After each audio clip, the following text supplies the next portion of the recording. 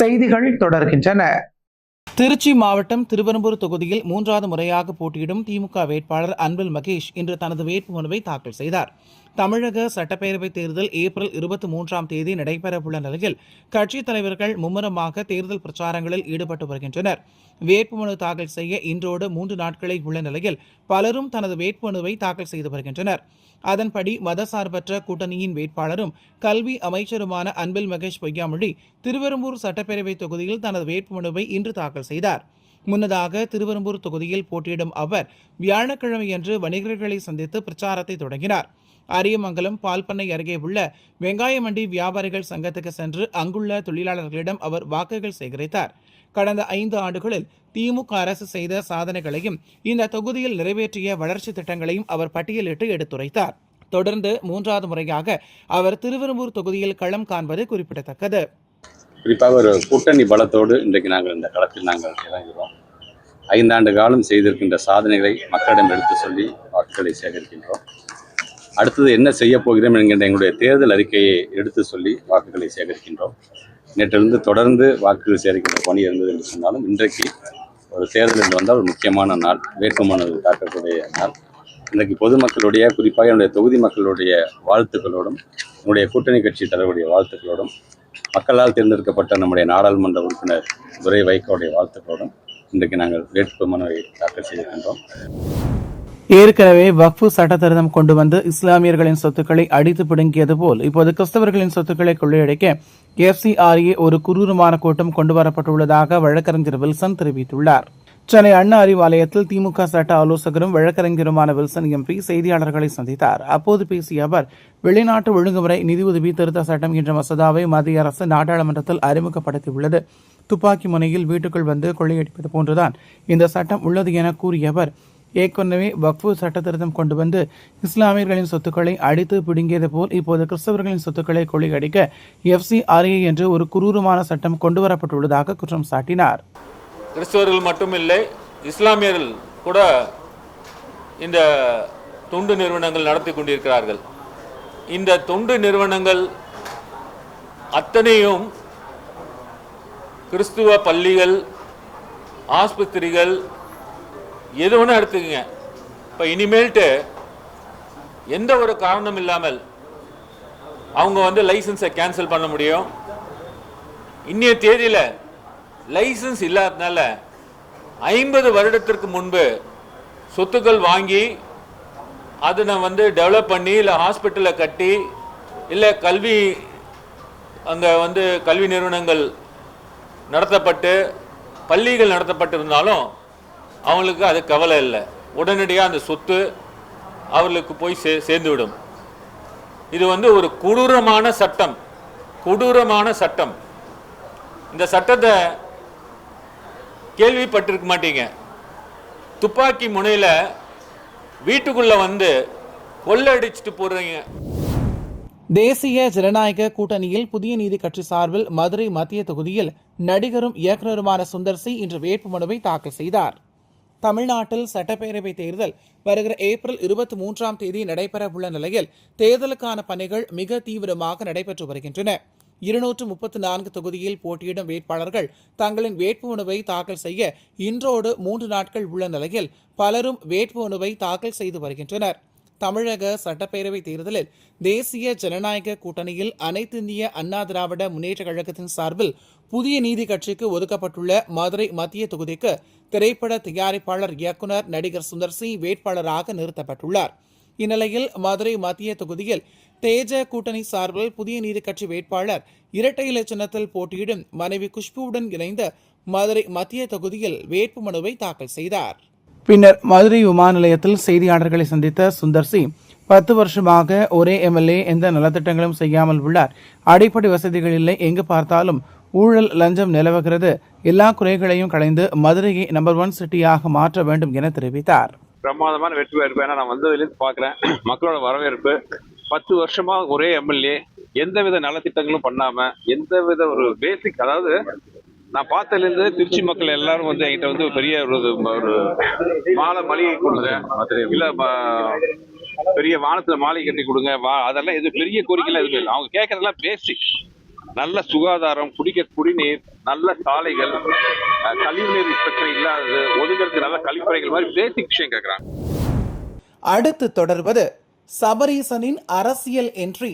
ஸ்டாலின் கணக்கு இதுதானா? அரசியல் சிறப்பு செய்தி. மூன் நியூஸ் நேயர்களுக்கு வணக்கம். தொடர்ந்து எதிர்க்கட்சிகள் திமுகவை குடும்ப கட்சின்னு சொல்லி விமர்சித்து வரக்கூடிய நிலையில திமுக தலைவர் ஸ்டாலினின் மருமகன் சபரீசன் நேரடியா அரசியல் களத்திற்கு வந்திருக்கிறாரு. இதுதான் இப்போ பேசு பொருளாகி இருக்கு.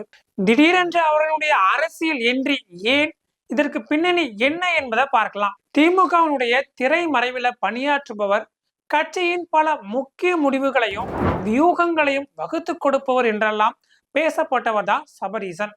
இப்போ நேரடி அரசியல் களத்துல இறங்கி இருக்கிறாரு. தன்னுடைய நெருங்கிய நண்பரும் திமுக சார்பில் வில்லிவாக்கம் சட்டமன்ற தொகுதியில போட்டியிடுபவருமான கார்த்திகை ஆதரிச்சு தன்னுடைய மனைவி செந்தாமரையோட நிர்வாகிகள் கூட்டத்துல சபரீசன் கலந்து கொண்டதுதான் தற்போதைய தமிழக அரசியலின் ஹாட் டாபிக்கா இருக்குது. அவர் கலந்துகிட்ட இந்த கூட்டத்துல அமைச்சர் சேகர் பாபு, சென்னை மாநகராட்சியுடைய மேயர் பிரியா ஆகியோரும் கலந்துகிட்டாங்க. எதிர்கட்சி தலைவரும் அதிமுகவின் பொதுச் செயலாளருமான எடப்பாடி பழனிசாமி மற்றும் இதர எதிர்கட்சிகளும் தொடர்ந்து திமுகவை குடும்ப அரசியல் செய்து வர்றாங்கன்னு விமர்சிச்சுக்கிட்டு வர்றாங்க. விமர்சித்து வரும் நிலையில அதிமுகவிற்கு திமுக கொடுத்திருக்கும் எதிர்முனைதான் இது என்றும், சபரீசன் நேரடி அரசியல் அறிமுகம்தான் இது என்றும் சொல்கின்றனர் விவரம் அறிந்தவர்கள். அந்த வகையில ஸ்டாலின் குடும்பத்திலிருந்து உதயநிதி, கனிமொழியை தொடர்ந்து தற்போது அவருடைய மருமகன் சபரீசன் நேரடி அரசியல்ல இறங்கி இருக்கிறதாக சொல்றாங்க. தமிழ்நாடு அரசியல்ல அடுத்த இடத்தை நோக்கி ஸ்டாலின் நகர்வதற்கு பின்னணியில் இருந்தவர் சபரீசன். கருணாநிதிக்கு எப்படி அவருடைய மருமகன் மாறன் இருந்தாரோ அதே மாதிரிதான் ஸ்டாலினுக்கு அவருடைய மருமகன் சபரீசன் தொடர்ந்து அது மாதிரிதான் இருக்கிறான்னு சொல்றாங்க திமுகவின் மூத்த நிர்வாகிகள். குறிப்பா சொல்லணும்னா, கடந்த 2019 தேர்தல், 2021 மற்றும் 2024 தேர்தல்ல பல்வேறு வியூக வகுப்பு தொடங்கி தொகுதி பங்கீடு வரைக்கும் சபரீசனின் கைகள் தான் ஓங்கி இருந்ததா சொல்லப்பட்டுச்சு. அந்த வகையில கருணாநிதி எப்படி தமிழக அரசியல்ல ஸ்டாலினையும், டெல்லி அரசியல்ல மாறனையும் திமுகவினுடைய நிர்வாகத்தை கவனிக்க செய்தாரோ அதே மாதிரிதான் ஸ்டாலினும் திட்டமிடுகிறார் என்கின்றனர். தன்னுடைய மகன் உதயநிதியை தமிழக அரசியலுக்கு கொண்டு வந்துட்டாரு ஸ்டாலின். அதே மாதிரி தன்னுடைய மருமகன் சபரீசனை டெல்லி அரசியல்ல நுழைச்சிடலான்றதும் ஸ்டாலினோட பிளானா இருக்கிறதா சொல்லப்படுது. இந்த நிலையில தான் சபரீசன் நேரடியா அரசியல் களத்திற்கு வந்ததும் கட்சி சார்புல பேட்டி அளித்ததும் முக்கியம் வாய்ந்ததாக பார்க்கப்படுது. எதிர்காலத்தில் நடக்கக்கூடிய பல்வேறு அரசியல் நிகழ்வுகளையும் சபரீசன் கலந்து கொள்வாருன்னு சொல்றாங்க அறிவாலய வட்டாரங்கள்ல. மாநில அரசியல்ல உதயநிதி இருப்பதாலையும் அதற்காக டெல்லி அரசியலுக்கு சபரீசனை முன்கூட்டியே ஸ்டாலின் அறிமுகப்படுத்துறாருன்னு சொல்லப்பட்டாலும் இதற்கு பின்னணியில இன்னொரு காரணமும் இருக்கதா சொல்லப்படுது. அதாவது என்ன அப்படின்னு பாத்தீங்கன்னா, தமிழக வெற்றி கழகத்தின் சார்பில் வில்லிவாக்கம் தொகுதியில போட்டி போடுறவரு ஆதவ் அர்ஜுனா, மறுபுறம் திமுக சார்பில் போட்டி போடுறவரு கார்த்திக் மோகன். இவங்க ரெண்டு பேருமே, குறிப்பா சபரீசன், ஆதவ் அர்ஜுனா, கார்த்திக் மோகன் 3 பேரும் நெருங்கிய நண்பர்கள். கடந்த முறை 2021 சட்டமன்ற தேர்தல்ல ஸ்டாலினுக்கு பல்வேறு வியூகங்களை, குறிப்பா திமுகவுக்கு பல்வேறு வியூகங்களை வகுத்து கொடுத்த ஐபேக் நிறுவனத்தின் கீழே இருந்து வேலை செஞ்சவங்க தான் அவங்க 3 பேருமே. அந்த சமயத்திலிருந்தே கார்த்திக் மோகன், சபரீசன், ஆதவ் அர்ஜுனாவுக்கு ஒரு நெருங்கிய நட்பு இருந்தது. இதனை தொடர்ந்துதான் ஆதவ் அர்ஜுனா அங்கிருந்து வெளியில வந்து பிசிகாவில இணைஞ்சாரு. அதற்கு பிறகுதான் தமிழக வெற்றி கழகத்துல இணைஞ்சாரு. இப்படிப்பட்ட ஒரு சூழல்ல தன்னுடைய நண்பனாக இருந்த, அதாவது கடந்த காலங்கள்ல தன்னுடைய நண்பனாக இருந்த ஆதவ் அர்ஜுனாவை எதிர்த்து இப்போ தன்னுடைய நண்பனாக இருக்கக்கூடிய கார்த்திக் மோகனுக்கு ஆதரவா சபரீசன் களம் இறங்கி இருக்கிறது நண்பனை வைத்து நண்பனை வீழ்த்துவதற்கான ஒரு கணக்காகவும் பார்க்கப்படுது. தமிழ்நாட்டின் பல்வேறு பகுதிகளில் நடைபெற்ற முக்கிய நிகழ்வுகளை உங்க ஊர் செய்திகள் பகுதியில் தற்போது சுருக்கமாக பார்க்கலாம். நடைபெறவுள்ள தமிழக சட்டமன்ற தேர்தலில் மதசார்பற்ற முற்போக்கு கூட்டணி சார்பில் திருச்சி மேற்கு தொகுதியில் திமுக வேட்பாளராக அமைச்சர் KN நேரு போட்டியிடுகிறார். இதனை முன்னிட்டு மார்ச் 30ஆம் தேதி வேட்புமனு தாக்கல் செய்த அமைச்சர் நேரு தொகுதி முழுவதும் சுற்றுப்பயணம் செய்து கூட்டணி கட்சி நிர்வாகிகள் மற்றும் பொதுமக்களை சந்தித்து ஆதரவு திரட்டி வருகிறார். இந்நிலையில் இன்று காலை 7 மணி முதல் பீமா நகர் பகுதியில் உள்ள செடல் மாரியம்மன் கோவிலில் இருந்து தனது பிரச்சாரத்தை தொடங்கினார்.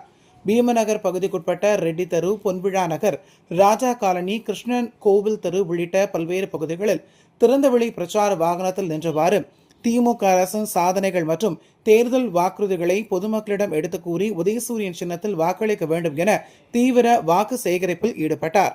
இந்த பிரச்சாரத்தின் போது திமுக மாநகர செயலாளரும் மேயருமான அன்பழகன் மற்றும் மதசார்பற்ற முற்போக்கு கூட்டணி கட்சி நிர்வாகிகள் உள்பட பலர் பிரச்சாரத்தில் கலந்து கொண்டனர். கரூர் சட்டமன்ற தொகுதி அஇஅதிமுக முன்னாள் அமைச்சர், கரூர் சட்டமன்ற தொகுதி வேட்பாளர் எம்.ஆர். விஜயபாஸ்கர் கரூர் மாநகர பகுதியில் இன்று தேர்தல் பிரச்சாரம் செய்தார். அப்போது பொதுமக்களிடம் பேசிய அவர், முன்னாள் முதல்வர் டாக்டர் ஜெயலலிதா, எடப்பாடி பழனிசாமி ஆகியோர் ஆட்சி காலம் பொற்காலமாக இருந்தது எனவும் 2021ஆம் ஆண்டில் திமுக ஆட்சி பொறுப்பேற்ற பிறகு மது, பாலியல் தொந்தரவு, மணல் திருட்டு நடப்பதாகவும் குற்றம் சாட்டினார். மேலும் பேசிய அவர், ஒரு அமாவாசை மட்டுமே உள்ளது, திமுக ஆட்சி மாறப்போகிறது, அதிமுக ஆட்சி அமையப் போகிறது, வாக்களியுங்கள் இரட்டை இலை சின்னத்திற்கு என்று பேசி தீவிர வாக்கு சேகரிப்பில் ஈடுபட்டார். காஞ்சிபுரம் சட்டமன்ற தொகுதியில் திமுக சார்பில் போட்டியிடும் நித்யா சுகுமாரை ஆதரித்து தவில் நாதஸ்வரங்களை வாசித்து நாதஸ்வர கலைஞர்கள் தங்களது ஆதரவை வெளிப்படுத்தியுள்ள செயல் தற்போது பெரும் கவனத்தை பெற்றுள்ளது. தேர்தலில் களம் காணும் வேட்பாளருக்கு ஆதரவாக அக்கட்சியினர் மட்டுமல்லாமல் பல்வேறு தரப்பினர் அவர்களுக்குண்டான பாணியில் தங்களது ஆதரவை வெளிப்படுத்தி வருகின்றனர்.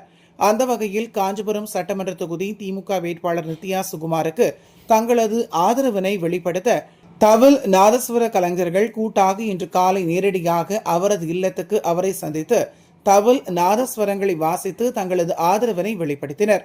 மேலும் நாதஸ்வர கலைஞர்கள் இசைத்தவாறே அவர்களுடன் அருகில் உள்ள அருள்மிகு குளக்கரை மாரியம்மன் கோவிலுக்கு சென்ற திமுக வேட்பாளர் நித்யா சுகுமார் தேர்தலில் அதிக வாக்குகள் வித்தியாசத்தில் வெற்றி பெற வேண்டி கற்பூரம் ஏற்றி தேங்காய் உடைத்து குளக்கரை மாரியம்மனை மனமுருகி வேண்டிக் கொண்டு சாமி தரிசனமும் செய்து வழிபட்டார்.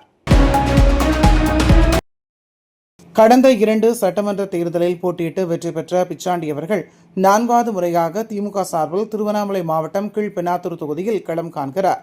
இதற்காக திருவண்ணாமலை அடுத்த மங்கலம் கிராமத்தில் அமைந்துள்ள போத்தராஜா போர்மன்னன் ஆலயத்தில் நேற்று மாலை தரிசனம் செய்து தனது பிரச்சாரத்தை துவங்கிய அவர், கடந்த 5 ஆண்டுகளில் கீழ்பெண்ணாத்தூர் தொகுதிக்கு தான் செய்துள்ள வளர்ச்சி திட்டங்கள் என்னென்ன என்று பட்டியலிட்டும் தொகுதி வளர்ச்சி திமுக ஆட்சி காலத்தில் எவ்வாறாக இருந்தது என்றும் பொதுமக்கள் மத்தியில் பேசினார். மேலும் வருகிற தேர்தலில் மீண்டும் திமுக ஆட்சிதான் அமையும் என்றும் இந்த தொகுதி வளர்ச்சி அடைய வேண்டும் என்றால் மீண்டும் தனக்கு வாக்களியுங்கள் என்ற கோரிக்கையோடு தீவிர வாக்கு சேகரிப்பில் ஈடுபட்டார். நீண்ட இழுபறிக்கு பிறகு காங்கிரஸ் கட்சியின் வேட்பாளர் பட்டியல் நேற்று மதியம் வெளியிடப்பட்ட நிலையில் வேட்பாளரை மாற்றக்கோரி போர்க்கொடி தூக்கியுள்ளனர் ஈரோடு கிழக்கு மாவட்ட நிர்வாகிகள். ஈரோடு கிழக்கு சட்டமன்ற தொகுதியில் போட்டியிடுவதற்காக கோவை மாவட்டத்தைச் சேர்ந்த கோபிநாத் பழனியப்பன் என்பவரை வேட்பாளராக அறிவித்துள்ளது காங்கிரஸ் கட்சி. இந்நிலையில் ஈரோடு மாவட்டத்துக்கு எந்த சம்பந்தமும் இல்லாத கோபிநாத் பழனியப்பனை ஈரோடு கிழக்கு தொகுதியில் போட்டியிட அறிவிப்பு வெளியிட்டுள்ளது. இது ஏற்றுக்கொள்ள முடியாது, அவரை மாற்றம் செய்ய வேண்டும் என எதிர்ப்பு தெரிவித்துள்ளனர். இதுகுறித்து காங்கிரஸ் கட்சி நிர்வாகி ரவி பேசுகையில், ஈரோட்டில் கடந்த 50 ஆண்டுகளுக்கு மேலாக காங்கிரஸ் கட்சிக்காக உழைத்தவர்கள் ஏராளமானோர் இருக்கும்போது பக்கத்து மாவட்டத்தை சார்ந்த ஒருவரை வேட்பாளராக அறிவித்தது ஏற்றுக்கொள்ள முடியாது. எனவே காங்கிரஸ் தலைமை வேட்பாளரை மாற்ற வேண்டும் என வலியுறுத்தினர். இதன் தொடர்ச்சியாக ஈரோடு கருங்கல்பாளையம் பகுதியில் காந்தி சிலை முன்பு மாலை அணிவித்து தனது கோரிக்கை மனுவை அவரிடம் வழங்கி நூதன முறையில் காங்கிரஸ் கட்சியினர் எதிர்ப்பு தெரிவித்தனர். தான் ஒரு மருத்துவராக இருந்து அரசியலில் வந்ததற்கு திமுகவின் திராவிட மாடல் அரசே காரணம் என கூறியிருக்கிறார் தாம்பரம் சட்டமன்ற தொகுதி திமுக வேட்பாளரான டாக்டர் கிருத்திகா. செங்கல்பட்டு மாவட்டம் தாம்பரம் சட்டமன்ற தொகுதியில் திமுக சார்பில் போட்டியிடும் வேட்பாளரான மருத்துவர் கிருத்திகா தேவி, எம்எல்ஏ எஸ்.ஆர். ராஜா, மேயர் வசந்தகுமாரி, துணை மேயர் காமராஜ் மற்றும் ஆதரவாளர்களுடன் ரெட்டி துரைசாமி தெருவில் இருந்து வருவாய் கோட்டாட்சியர் அலுவலகம் வரை ஊர்வலமாக சென்று தாம்பரம் வருவாய் கோட்டாட்சியர் அலுவலகத்தில் தனது வேட்புமனுவை தாக்கல் செய்தார். இதனையடுத்து நிருபர்களுக்கு அவர் அளித்த பேட்டியில், திமுக வேட்பாளர் கிருத்திகா தேவி ஆகிய நான் புதிய வேட்பாளர் கிடையாது என ஏற்கனவே மகப்பேறு மருத்துவராக தாம்பரம் மக்களுக்கு தெரியும் என்றும், மருத்துவராக இருந்து அரசியலில் வந்ததற்கு திமுக திராவிட மாடல் அரசே காரணம், மேலும் பெண்களுக்கு முக்கியத்துவம் அளிக்கின்ற அரசுதான் திராவிட மாடல் அரசு என்று தெரிவித்தார். ராமநாதபுரம் மாவட்டத்தில் ராமநாதபுரம், பரமக்குடி, முதுகுளத்தூர் மற்றும் திருவாடானா என 4 சட்டமன்ற தொகுதிகள் உள்ளன. இதில் ராமநாதபுரம் தொகுதி திமுக வேட்பாளராக காதர் பாட்ஷா முத்துராமலிங்கம் அறிவிக்கப்பட்டுள்ளார். இதையடுத்து ராமநாதபுரம் எம்பி நிவாஸ்கனி, அன்வர் ராஜா உட்பட திமுக காங்கிரஸ் கட்சி நிர்வாகிகளுடன் இன்று அவர் ராமநாதபுரம் சார் ஆட்சியர் அலுவலகத்தில் தேர்தல் அலுவலர் எம்பி ஹபியூர் ரஹ்மானிடம் தனது வேட்புமனுவை தாக்கல் செய்தார். பின்னர் செய்தியாளர்களிடம் பேசிய அவர், ஒரு எம்எல்ஏவாக இருந்து ராமநாதபுரம் சட்டமன்ற தொகுதிக்கு தான் செய்த நல்ல விஷயங்கள், திமுக ஆட்சியில் ராமநாதபுரம் மாவட்டத்துக்கு கிடைத்த நலத்திட்டங்கள் குறித்து பேசியதோடு மீண்டும் திமுகவை ஆட்சி அமைக்கும் என நம்பிக்கை தெரிவித்தார். நடைபெறவுள்ள சட்டமன்ற தேர்தலில் மதசார்பற்ற முற்போக்கு கூட்டணியில் திருவாரூர் சட்டமன்ற தொகுதிக்கு போட்டியிடும் திமுக வேட்பாளர் பூண்டி கலைவாணன் கூட்டணி கட்சியினருடன் ஒவ்வொரு பகுதியாக வாக்கு சேகரிப்பில் ஈடுபட்டு வரும் நிலையில் இன்று திருவாரூர் அருகே கொரடாச்சேரி ஒன்றியம் வடகண்டம் ஊராட்சியில் காங்கிரஸ், விசிக, சிபிஐ, சிபிஎம் மற்றும் திமுகவினருடன் வீடு வீடாக சென்று வாக்கு சேகரிப்பில் ஈடுபட்டார். மேலும் பொதுமக்களுடன் டீ கடையில் அமர்ந்து டீ அருந்திக் கொண்டு திமுக அரசின் 5 ஆண்டு சாதனைகளையும் அப்பகுதி மக்களின் குறைகளையும் அவர் கேட்டறிந்தார். தருமபுரி மாவட்டம் பென்னாகரம் சட்டமன்ற தொகுதியில் திமுக கூட்டணியில் காங்கிரஸ் கட்சிக்கு ஒதுக்கீடு செய்யப்பட்டிருந்தது. இந்நிலையில் இன்று காங்கிரஸ் கட்சி வேட்பாளராக GKM தமிழ்குமரன் அறிவிக்கப்பட்டார். இதைத் தொடர்ந்து திமுக, கம்யூனிஸ்ட், காங்கிரஸ், விசிக உள்ளிட்ட திமுக கூட்டணி கட்சி பிரமுகர்கள் இணைந்து பென்னாகரம் பேருந்து நிலையத்தில் பட்டாசு வெடித்து மகிழ்ச்சியை கொண்டாடினர். மேலும் காங்கிரஸ் வேட்பாளரை வெற்றி பெற செய்வதே தங்களது குறிக்கோள் எனவும் அவர்கள் முழக்கமிட்டனர். அதிமுக தலைமையிலான தேசிய ஜனநாயக கூட்டணியில் பொள்ளாச்சி சட்டப்பேரவை தொகுதியில் அதிமுக சார்பில் பொள்ளாச்சி ஜெயராமன் போட்டியிடுகிறார். அவர் இன்று அதிமுக தேர்தல் அலுவலகத்தில் இருந்த கூட்டணி கட்சி நிர்வாகிகளுடன் தொண்டர்கள் படை சூழ பொள்ளாச்சி சார் அலுவலகத்தில் தேர்தல் நடத்தும் அலுவலர் ராமகிருஷ்ணன் சாமியிடம் தனது வேட்புமனுவை தாக்கல் செய்து உறுதிமொழி ஏற்றுக்கொண்டார். பின்னர் செய்தியாளர்களிடம் பேசிய அவர், பொள்ளாச்சி ஜெயராமன் அதிமுக ஆட்சி காலத்தில் அடிக்கல் நாட்டப்பட்டு கட்டப்பட்டுள்ள ஒருங்கிணைந்த நீதிமன்ற வளாகத்தை திறக்க நடவடிக்கை எடுக்கப்படும், பரம்பிக்குளம் ஆழியாறு பாசன திட்டத்தின் ஒப்பந்தத்தை புதுப்பித்து கேரள அரசுடன் பேச்சுவார்த்தை நடத்தி கோவை, திருப்பூர், ஈரோடு மாவட்ட விவசாயிகளின் நீண்ட நாள் கோரிக்கையான ஆனைமலையாறு நல்லாறு திட்டம், பாண்டியாறு, பொன்னம்புழா செயல்படுத்தப்படும் என்றும் மாவட்டம் முழுவதும் மருத்துவமனையில் நர்சிங் மற்றும் மருத்துவக் கல்லூரியாக தரம் உயர்த்த நடவடிக்கை எடுக்கப்படும் என்றும் தெரிவித்தார். திமுகவின் கூட்டணி கட்சியான இந்திய கம்யூனிஸ்ட் கட்சியின் திருப்பூர் வடக்கு சட்டமன்ற தொகுதி வேட்பாளரான M. ரவி என்கிற சுப்பிரமணியன் இன்று தனது வேட்புமனுவை தாக்கல் செய்தார். முன்னதாக அனுப்பர்பாளையம் கருப்புராயன் கோவில் அருகில் இருந்து வேட்புமனு தாக்கல் செய்யும் வேலம்பாளையம் 1வது மண்டல அலுவலகம் வரை பேரணியாக சென்ற அவர், மத்திய பாஜக மோடி அரசின் தவறான கார்ப்பரேட் ஆதரவு கொள்கையால் நூல் உள்ளிட்ட மூலப்பொருட்களின் விலை ஏற்றத்தால் திருப்பூர் பனியன் தொழில் கடும் நெருக்கடியில் உள்ளது என்ற தவறான வெளியுறவு கொள்கையினால் கடுமையான சிலிண்டர் தட்டுப்பாடு ஏற்பட்டுள்ளது என்றும், இதனை அடங்கிய வாசகங்களில் அடங்கிய பதாகைகளை கையில் ஏந்தியும் நூல்கண்டை மாலையாக அணிந்தும் வேட்புமனு தாக்கல் செய்ய பேரணியாக வந்து தனது வேட்புமனுவை அவர் தாக்கல் செய்தார்.